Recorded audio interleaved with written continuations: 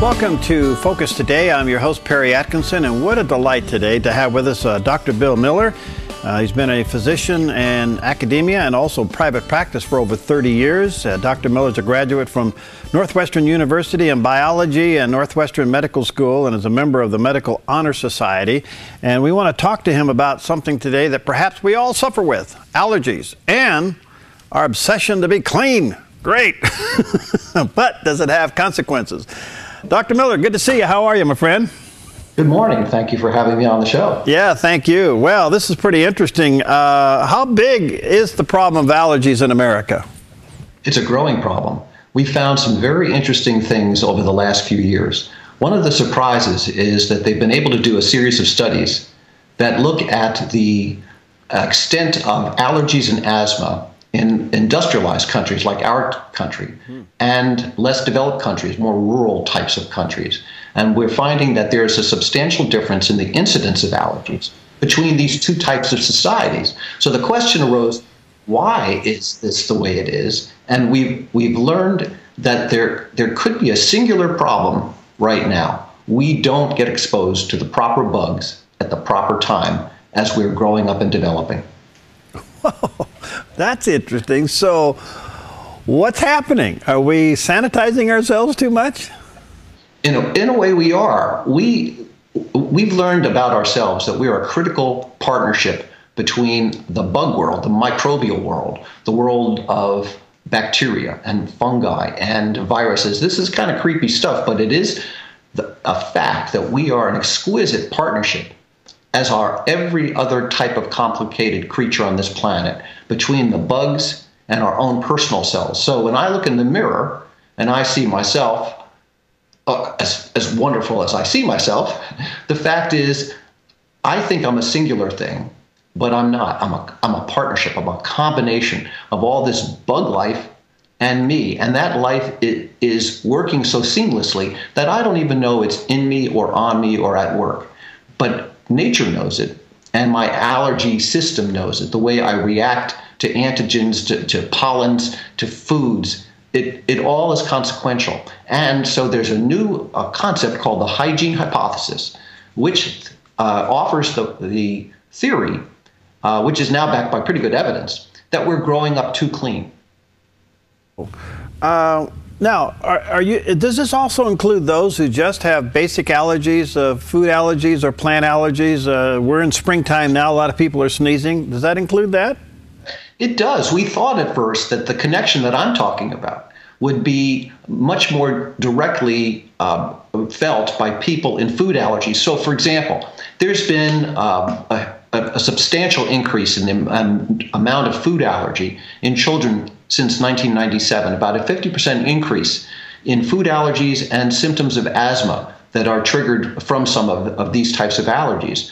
And so we thought that the lack of the proper microbes, the lack of contact with the proper microbes at a young age would be confined at first to the reaction from the gut and the allergy system. But we're finding it's much deeper than that. Even though these are gut microbes, many of them, somehow or another in our immune system, it's cross-reacting with other kinds of pollens and things that interact with our airways. So that it's a very deep and complicated connection. So you're saying, Dr. Miller, that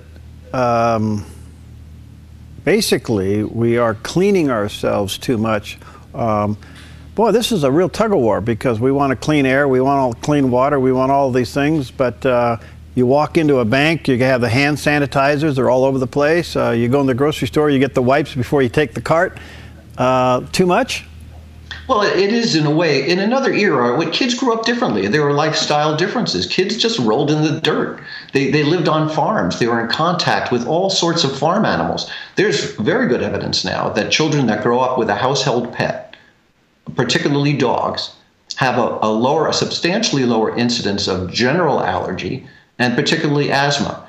And the reason is now believed that children, when they're rolling around with their pets, in contact with their pets, getting licked by their pets, there's a transfer of essential microbes that matter to us. They're hidden from our view, but they're part of this internal conversation that we have that maintains our health and also determines in many ways how we react to the physical environment around us. There's one other really critical factor. In industrialized countries, such as our own, we use a lot of antibiotics. We use them to treat illnesses, and we use them sometimes as food additives. Antibiotics are one of the great inventions in history. I'm definitely not against antibiotics, but it is important that they be used carefully and well. And that does not mean that they get used for every cough and cold and sniffle. So we know that in general, in this country, children under the age of 2 have already been exposed to 3 separate courses of antibiotics on average. And here's what happens when you get an antibiotic. It's called a broad spectrum in most circumstances. It affects the bad bug that you're trying to conquer and make someone well again, but also a very large array of good bugs, bugs that we need to have a proper metabolism and to maintain and develop our immune system. So new evidence is suggesting that all of this antibiotic usage, particularly at a very young age, is changing the composition and therefore the partnership of all these microbes. And that in turn is being experienced to some degree as an increase in allergy and asthma. Wow. So has your argument been supported by, say, second and third world countries, non-industrialized countries? Well, what we're finding is that their experience, as a general rule, and their children, as a general rule, have lower incidences of these kinds of things. Let me give you an example. I was on an airplane flight from Phoenix to Philadelphia, and right at the beginning, the steward says, I'm sorry, but we're not going to be able to pass out our flight time snack, which was going to be a bag of peanuts. Well, I was shocked that there was going to be any snack at all on today's airlines. But the reason that they couldn't give the snack was that someone on the airplane had a peanut allergy. Well, honestly, when I was growing up, nobody had food allergies that we knew about. Of course, they existed. And of course, I didn't know every child in my neighborhood, but they weren't common. And I think everyone that's listening, they know someone whose child has an allergy. And you can't bring a range of foods into the schools anymore because, my goodness, there might be a peanut in there. I'm not trying to say that peanut allergies are not real. I'm just saying that the incidence of them has substantially changed, and there are reasons for that. One of those reasons is now believed that children are growing up in a different manner. The way they share toys is different. The way they roll in the dirt together is different. The way they, as I said, the way they interact with other forms of animal life is different. And because of that, we're experiencing this higher incidence of allergy. All right. So what's the balanced approach here? What are you telling us to do? I think there are several appropriate things that can be done. The first is, especially for children that are growing up, it's let them roll in the dirt. Let them share toys with each other as long as they've been properly vaccinated. There is low risk to that. I think that when a parent has a child with a cold, the first instinct should be to see how it goes without running off to a physician. And I think that both patients, parents, and physicians have to be more careful about when they use antibiotics. Antibiotics are terrific drugs. They're absolutely indicated in certain circumstances, but we've tended into a pattern in which there's overuse. And then lastly, there's new and interesting information that some of the yogurts that have microbes within them, and of course the whole process of yogurt making involves microbes, but there are those that have probiotics in them. These are biologically active microbes. There is some evidence to suggest that consuming probiotic yogurts can help people with allergies. Above all else, it's a trial and error experience each of us has, and I would suggest then that everyone keep a lively mind and do what they can for themselves and experiment with all different things like that. All right, let me say to our viewers and listeners, themmicrocosmwithin.com is Dr. Miller's website. Themmicrocosmwithin.com is the website if you want to learn more information about this. One quick question before I let you go. Probiotics, are you thumbs up or thumbs down? Thumbs up. I think that there's new information that probiotics are helpful in a number of ways, and they supply some good bugs. All right. Hey, what a joy to have you. Keep up the good work, my friend. Thank you very much. Happy to be on. All right. Again, his website, microcosmwithin.com. Check it out. We'll be right back. Hi, I'm Paulina, and I work at theDove TV. Did you know that when you support theDove TV, you have a profound impact, not only in our community, but around the world?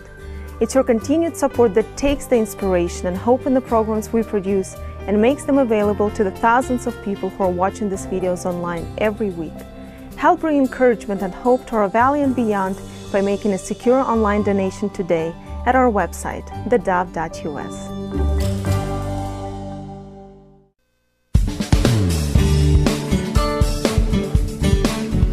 Welcome back. Delighted to have back in the studio with us today Cynthia Biondi. She's a missionary. She is all over the place. In fact, she's home, which is a good thing. I'm sure your hubby's happy about that. How are you? I'm so good. You've been to Haiti and Malawi. Yes. Wow. What's going on in Haiti? Well, we have an orphanage there, and we're doing some Jesus film outreach. How's that going? Very, very, very well. Yeah. It's been really great in that area.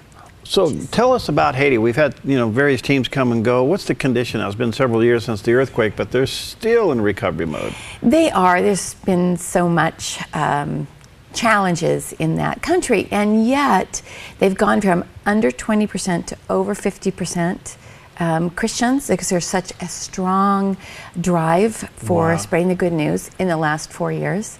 So there is a real difference, and they just have a resiliency of heart that's just precious. Politically, is it stable?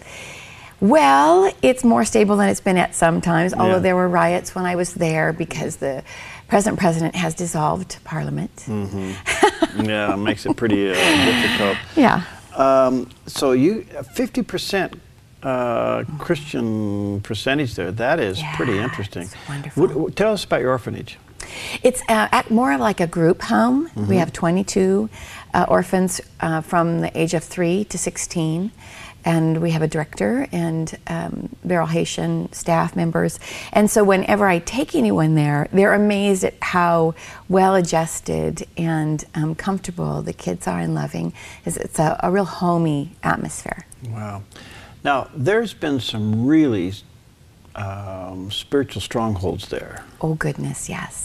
Tell us about it, and give us an update on that. Because I think we understand that. I mean, they were just flat Satan worshiping. Oh my goodness, a lot of voodoo there. Hispaniola is the island they're on, and you can look at the Dominican Republic and Haiti. You can actually from the air see the border because of the decisions. It's a wonderful case study in following God or not following God in the world today. And our orphanage is right outside Port-au-Prince in Croix de Bouquet, which is actually a voodoo stronghold.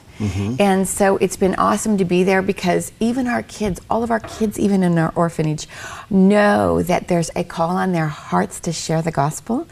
Wow. So they're this light on this hill, and we're just a couple of miles away from the one maximum security prison, also in Haiti. Wow. And there was a breakout there in October. And so we're praying for those guys. We circle it and pray it and for it, and it's very exciting. Wow. Now, they have the potential of getting back on their feet with some incredible natural resources. I understand gold and silver is being discovered? Yes, in those denuded hills. Really? Isn't that something? Very exciting.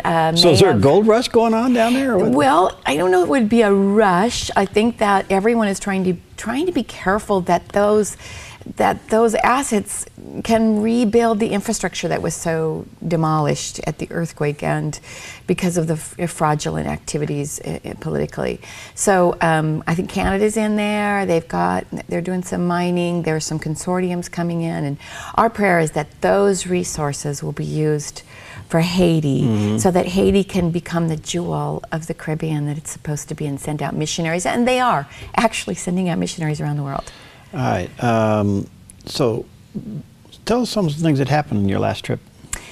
One of the most exciting things that happened for us was that a doctor came up to us at the hotel that we stay in, which is just around the corner from the orphanage, and they had started a clinic just around the corner we didn't know about. And he offered complete care of the orphans, completely dental and everything. Really? So it was one of those just awesome things that happen when you're walking in the will of God. And then the second thing that happened that was so cool was that another one of the directors for Operation Mobilization, which is a large global Christian organization, offered me all the information on a high producing chicken production that they developed in Jamaica, have now exported to Haiti, and want to export around the world.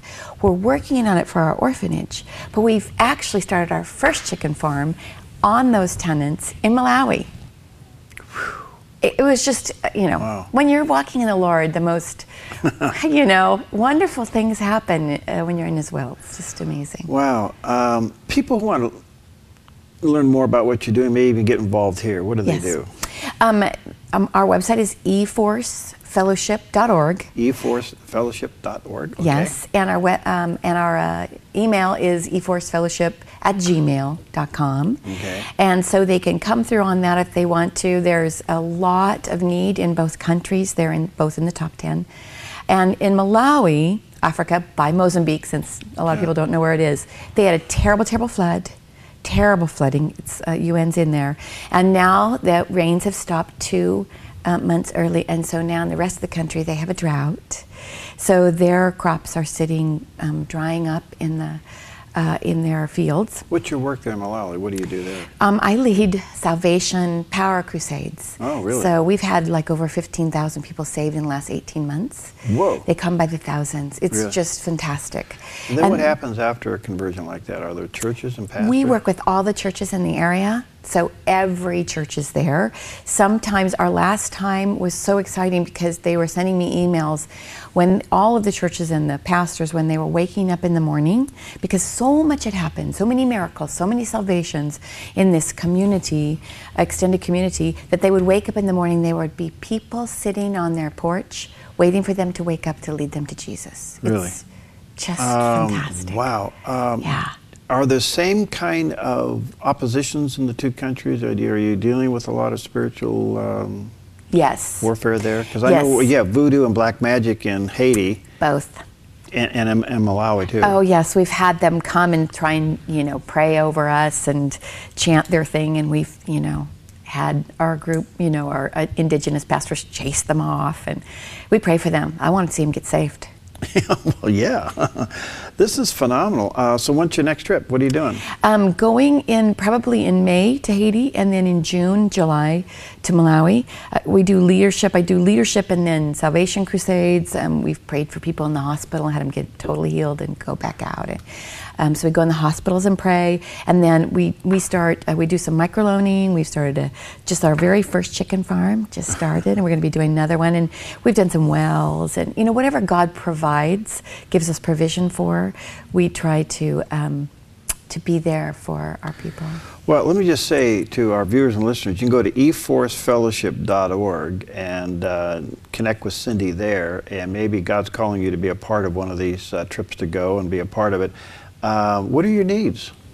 Well, again, we'd like to start another chicken farm because they're talking about mass starvation in Malawi. And so we'd like to start another couple. We've already got very good businessmen ready to do that, indigenous. And then we are needing to remodel our house in Haiti for the orphans. Is only half built. So we've had a well put in and a fence put in and a new kitchen put in, but we need a great deal more. So I always tell people, what rises up in your heart, Haiti or Malawi? Ask the Lord, and then either come with us or give. I believe all of us need to give our lives away and to give sacrificially. We were created for adventure and risk. It makes us come alive. That's our God is that way. Yeah. He has adventure and risk. How long have you been doing this? I've been doing it for 2.5 years. Yeah, it's amazing. It is amazing. Life-changing, huh? Yes, the Holy Spirit is a wonderful boss. Do you think we'll ever see a move of God in the United States like you're experiencing some of these third world countries? Oh, absolutely. I believe that we're on the threshold of a Pentecost revival similar to Azusa Street.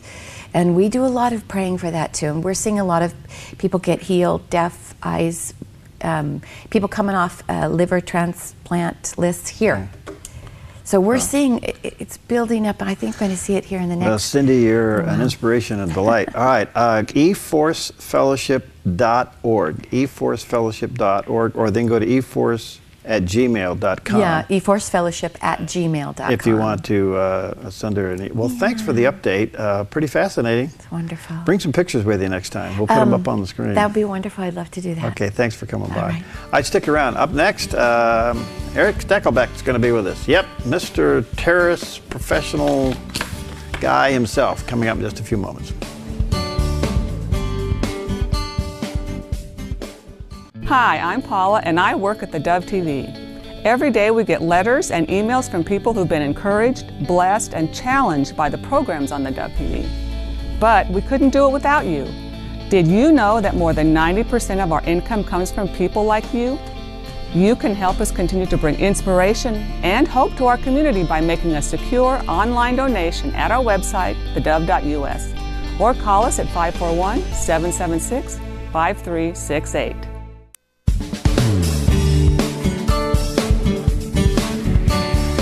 Hi, welcome back. And hey, what a delight and an honor to have with us one of our programmers here on the Dove Television Network. This guy is all over the place, and for us to get him for a few moments today, what an honor. Erick Stakelbeck's with us today, investigative reporter, sought after authority in terrorism and national security.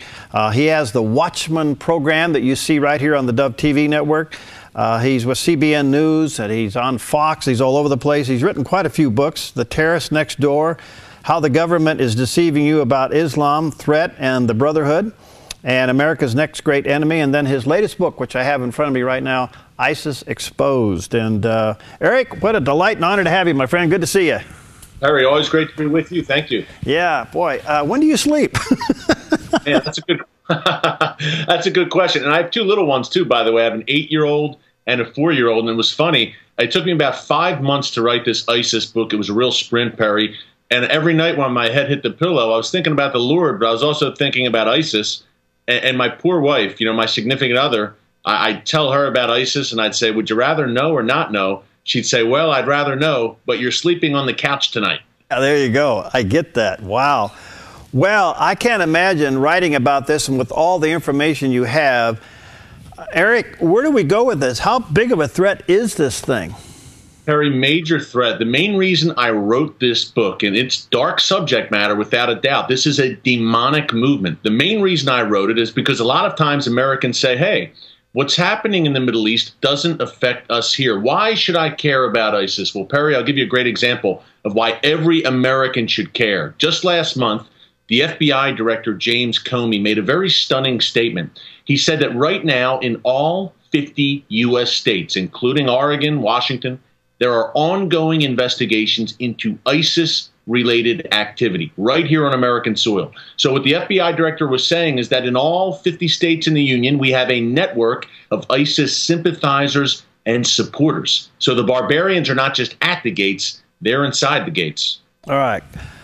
You make a couple statements that are evil. I want to come back to that. But why is ISIS seemingly attracting young people where Osama bin Laden couldn't do that, but young people are willing to pack up and leave and go join this thing? What is it that attracts young people? Well, Perry, in my book, I call it jihadi cool. What ISIS does is they use social media, really unprecedented, their use of Facebook, Twitter, Instagram, YouTube, and their social media operations are controlled by Westerners, Western recruits to ISIS who were raised here in America, who were raised in Europe, who know the culture, who know the language, who know how to speak directly to an English-speaking audience. ISIS sends out 90 tweets per minute. That's astounding. And not only that, Perry, they spend hundreds of thousands of dollars to make these slickly produced propaganda videos that look like a Hollywood action flick. So they know how to appeal to Westerners. And I think another part of this is that in our culture, unfortunately, Perry, over the last few decades, we've had our millennial generation weaned on violent video games where they're chopping heads, on these gory horror movies with realistic torture scenes. I think they're almost desensitized in many ways to the violence they're seeing, and in some cases actually attracted to it. Whoa. because that was my next question. What attracts them to killing and beheading? I mean, such gruesome acts. And I don't know, are we creating an immunity to this? We don't seem to be upset about it. Yeah, I mean, I think ISIS is a product of its times, Perry. Look, 7th century medieval barbaric Arabian desert ideology and tactics wedded with 21st century technology. In my book, I describe how ISIS on Twitter is talking about hip-hop music. They're talking about Hollywood movies. They're connecting with people. They're saying, hey, come to the caliphate, join the Islamic State here. And we have Pringles, we have Snickers bars. These are actual conversations. You know, it's interesting, Perry. I spoke to a law enforcement source on the ground in St. Paul, Minnesota, of all places. People may not recognize that Minneapolis, St. Paul, the Twin Cities, have sent more people overseas to join terrorist groups like ISIS than any other region in the country. Pretty amazing stat there. But this law enforcement source told me that ISIS recruiters in the Minneapolis area will go into a mosque or into a local rec center, and they'll befriend an 18, 19, 20-year-old kid, and then they'll gradually radicalize them. And what they will tell them is, hey, come to the caliphate. Come to the Islamic State in Iraq and Syria. You will be a glorious holy warrior. The whole world will know your name. You'll be a rock star in the Middle East. You'll be at the vanguard of this new Islamic empire we're building. For an 18, 19, 20-year-old kid, that can be an appealing message. And ISIS's success has bred attraction. They control 35,000 square miles of territory in the heart of the Middle East. That's an area the size of Great Britain. This is no JV team, as President Obama suggested last year. You said earlier they're in every state, so that suggests not only is recruiting going on, but there's got to be an underlying agenda for ISIS in America. Here's the agenda, Perry, and I'm glad you brought it up. We've had 180 U.S. citizens leave their comfortable homes here in America, travel to the caliphate to join ISIS. We've had at least 3,500 Western Europeans, Brits, French, Germans also leave, go to the caliphate. Now, these are U.S. citizens, U.S. passport holders. If they don't get killed waging jihad in the Middle East, one day they will return home. And when you come home fresh off slicing heads in Syria, you're probably not going to transition peacefully back into civilian life. ISIS calls their supporters and sympathizers here in America city wolves. And Perry, what they're telling them to do is to raise up, carry out Boston bombing style attacks, Fort Hood style attacks, attacks similar to what we saw in Paris back in January, where 2 well-trained terrorists killed 17 people. They want to see these smaller scale attacks on a regular basis. Basically, ISIS wants to turn the United States and Western Europe into guerrilla war zones, where you're constantly looking over your shoulder. They're putting the network in place to do that, and that is the definition of terror. It appears that they are winning the intimidation war, even in the Middle East, in the Islamic countries, and yet these guys are driving around in worn-out Toyota pickups. I mean, come on. Why are we bowing down to this? Barry, thank you. This is not an 800-pound gorilla. Yes, they're dangerous because they're a global phenomenon. They have fighters from 90 different countries who have flocked there. You know, I compare it in the book to Lord of the Rings, where all the forces of evil are flocking to the Dark Lord there in Lord of the Rings. Very similar. But look, this is not an 800-pound gorilla. We can crush ISIS.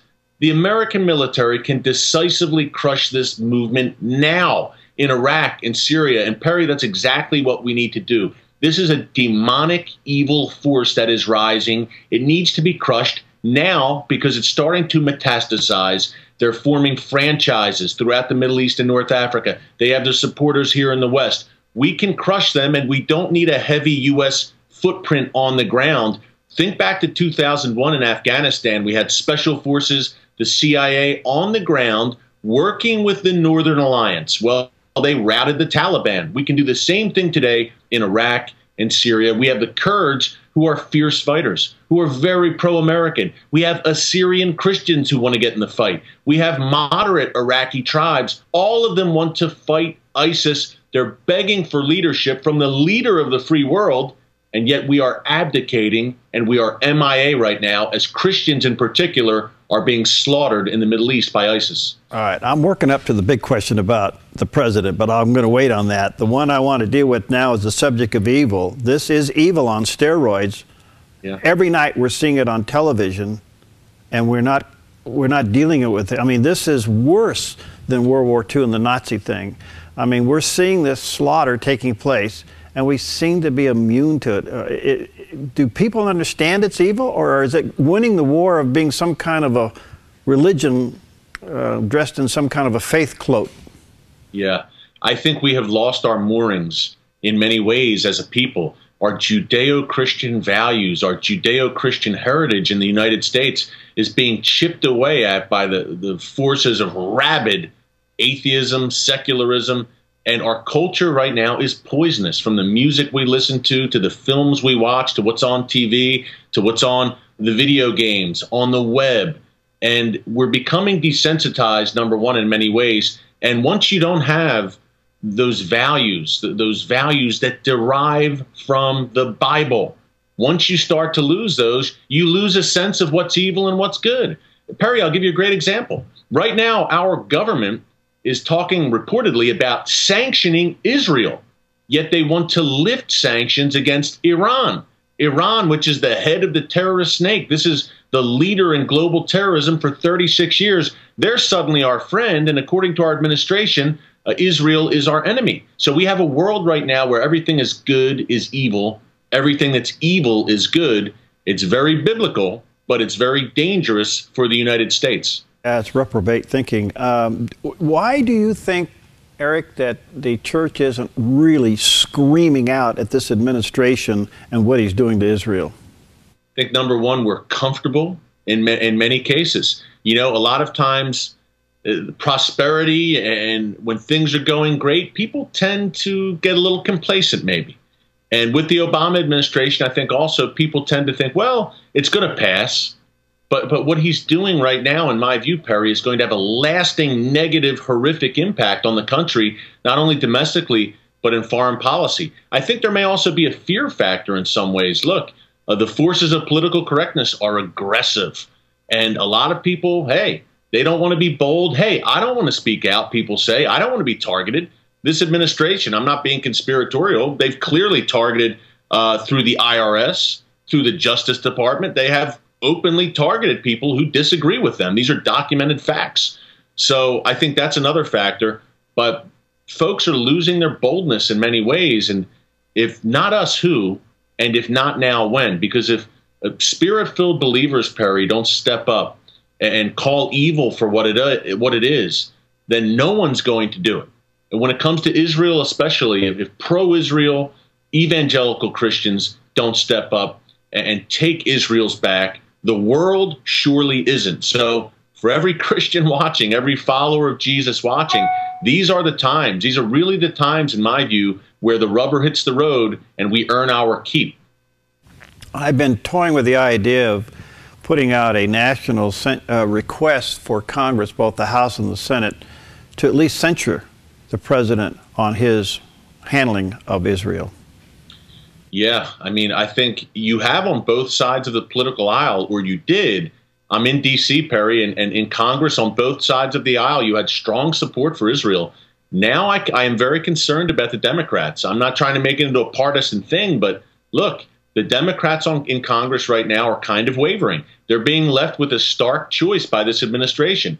Either side with President Obama or side with Israel.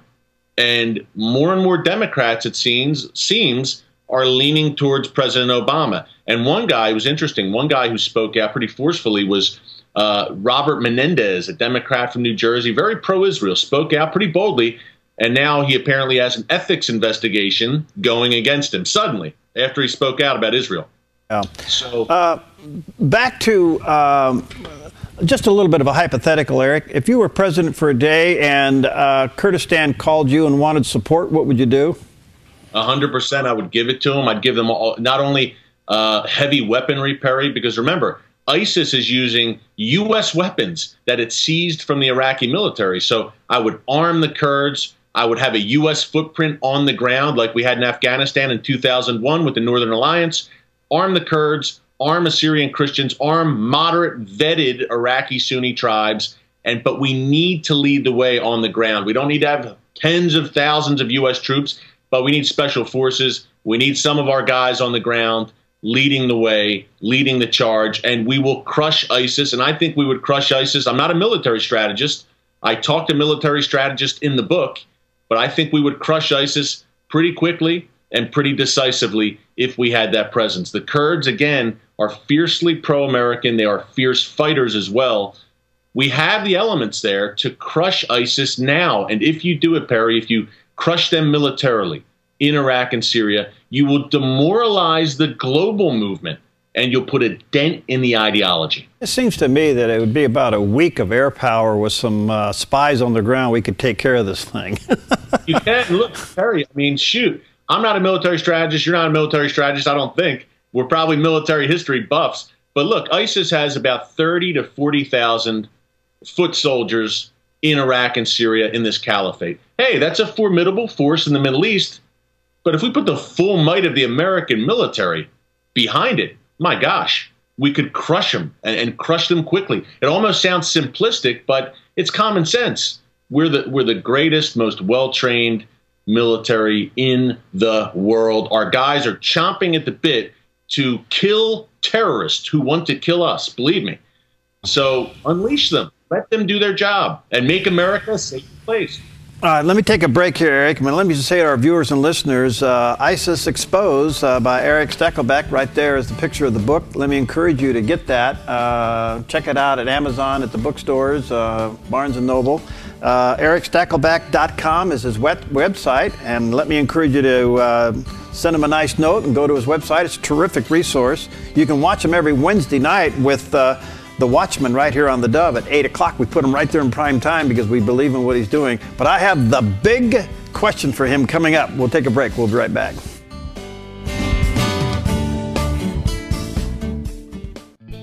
Hi, I'm Daniel and I work at theDove TV. You know, compared to Portland, Seattle, and LA, Medford might be considered a small market. But at theDove, we're excited about the opportunity to make a big impact right here in our community. And you help make that happen. Did you know that more than 90% of our income comes from people like you? You can help us now by making a secure online donation at our website, thedove.us, or by phoning 541-776-5368.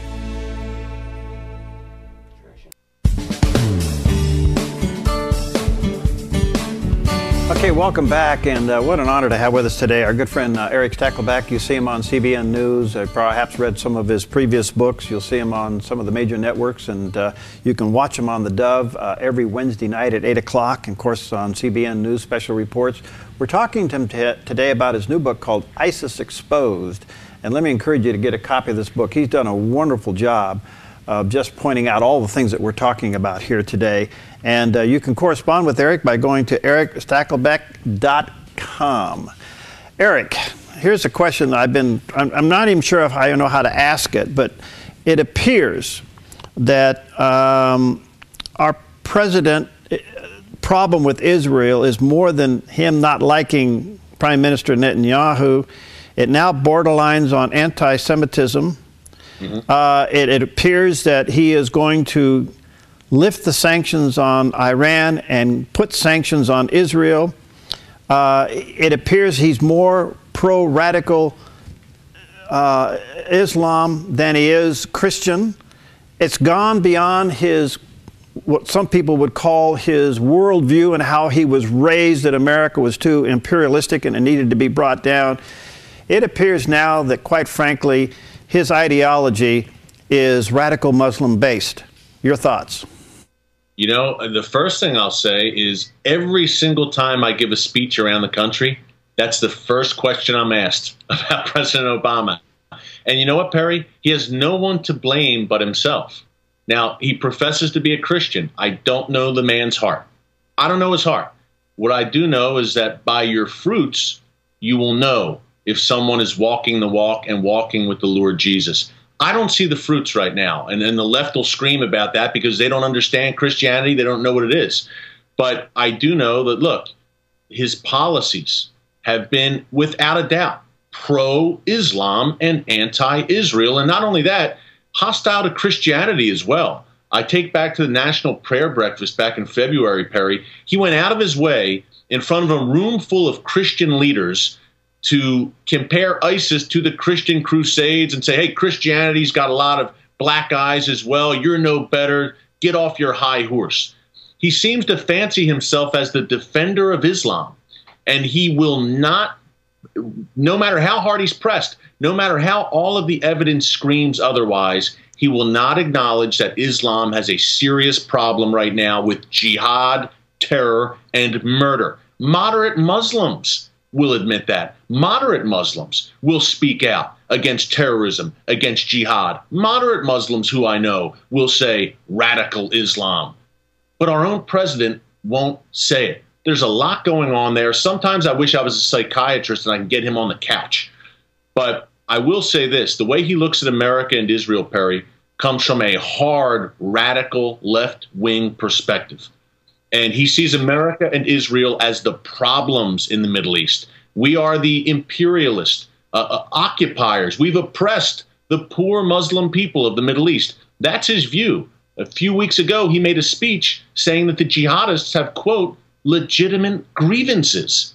So we have a president whose worldview... Never heard him say the Holy Bible. I've heard him say the Holy Quran. He was on the golf course on Palm Sunday, not in church. He's never in the White House at Christmas time. He's in Hawaii. We don't know if he attends Christmas services.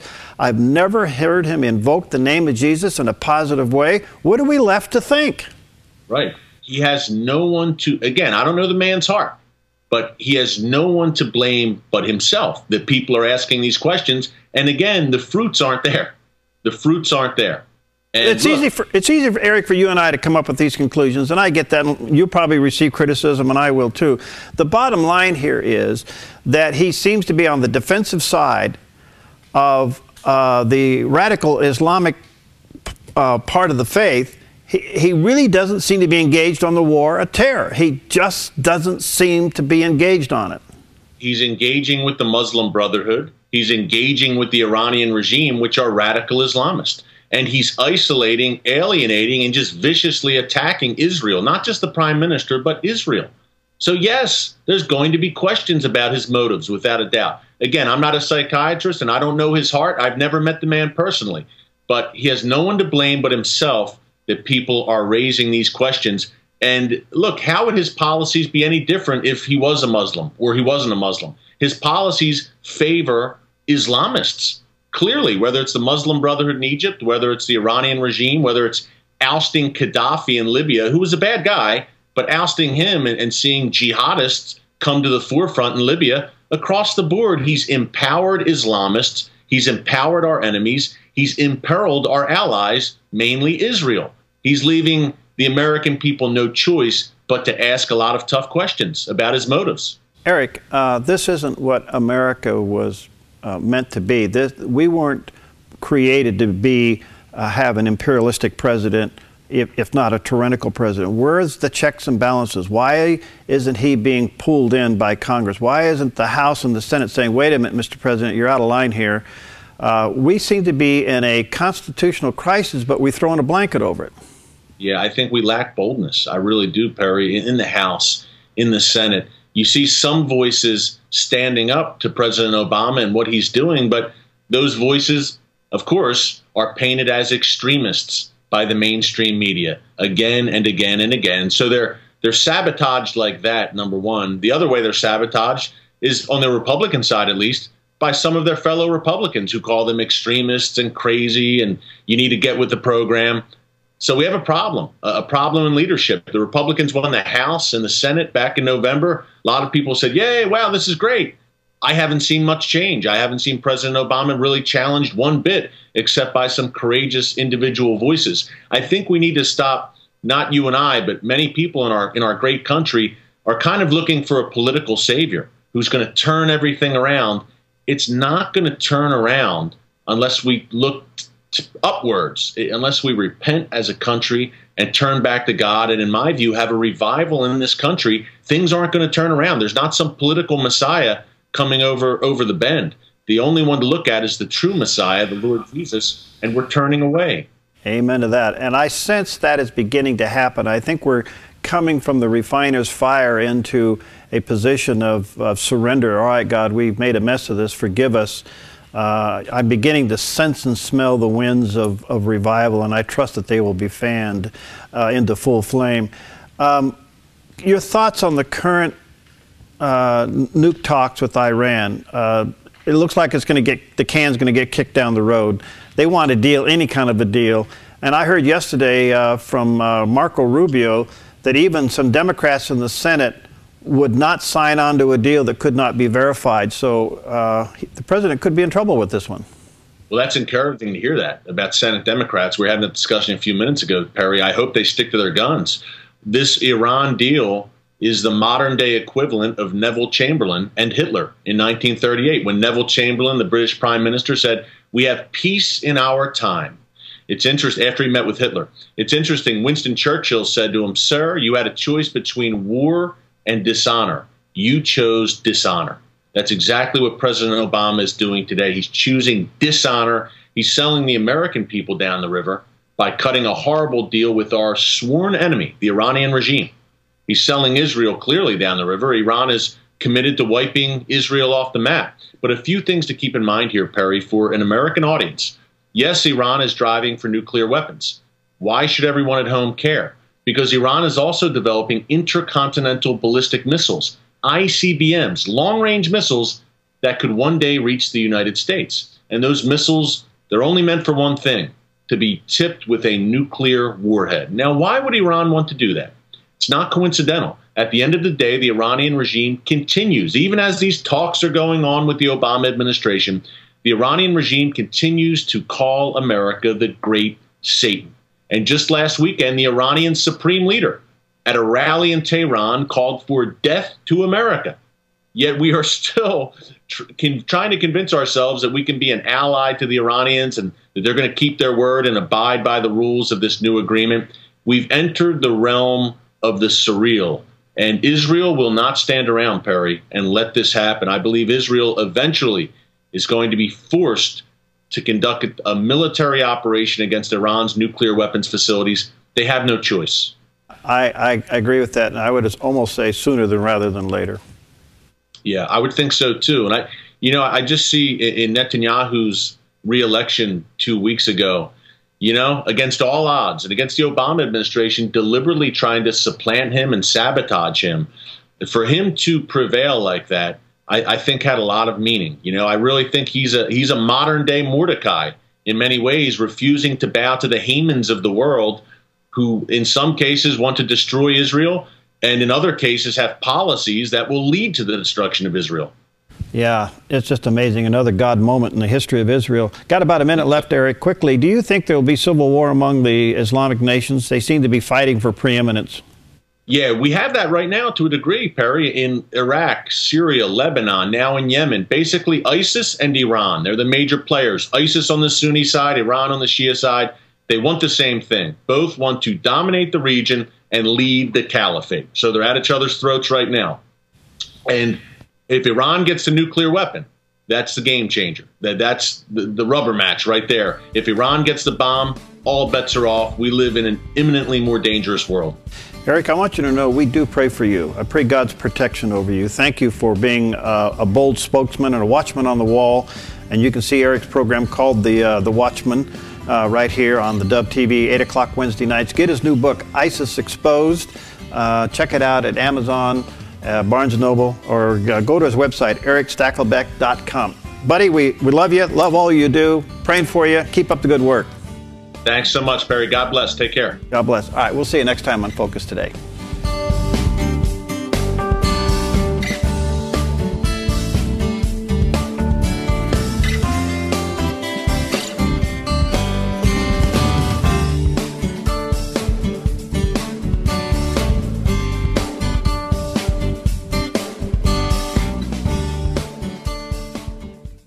Hi, I'm Jim and I work at the Dove TV. Every weekday between 6 and 8 a.m., our award-winning news and sports team bring you the best morning show around. It's live, it's honest, and it's a whole lot of fun. And you help make it happen. Did you know that more than 90% of our income comes from people like you? You can help us continue to air local programs that share your voice by making a secure online donation at our website, theDove.us.